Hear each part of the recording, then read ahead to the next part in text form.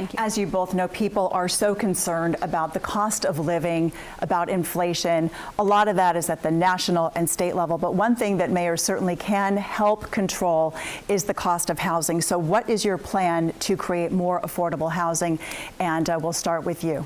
Yeah, it's one of the things I'm really concerned about, the next generation. People like my girls, can they afford to live in Sacramento? So I want to do three things. One, I'm going to create a blue ribbon commission to reform the building department to make it easier for developers to choose Sacramento when they want to do big apartment complexes, for sale or rental, or even student or senior housing.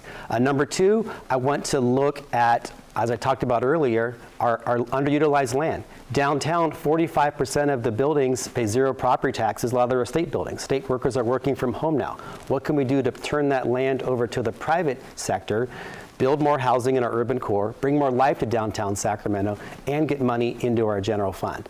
Lastly, I want to focus what other Bay Area cities have done in Southern California cities, focusing on increasing revenue going to the voters, to having money how we can subsidize more affordable housing, down payment assistance programs for first-time home buyers, and really zero in on building housing for the next generation.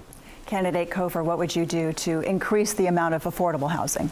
Yes, this is a question that came up because we approved Measure U back in 2018. And part of what those new dollars were supposed to go to was our affordable housing fund. So it's frustrating that the taxpayers and the voters were lied to and that those promises were not upheld. And so step one, that's why my priority for the budget is making sure our dollars go exactly where they were supposed to. So we have a fund to be able to invest. And we need affordable housing and attainable housing at every income level. And so that means looking at, do we have vacant properties that can be used to adaptive reuse for this purpose? Do we have vacant lots where we can do building? How do we make sure that Sacramento is a city that works and that is building and making sure that we are contributing to the housing stock, but also making sure that we keep people's housing affordable? Because during the pandemic, we set aside $2 million of one-time funds, and we were actually able to keep people housed, 805 families. And we looked 18 months later and 760 of them were still there. So we need to make sure we pass policies that keep people in their housing, because the people who are losing their housing fastest are our seniors, and that's a disgrace. And under a Mayor Cofer, we'll have policies that keep you in affordable housing.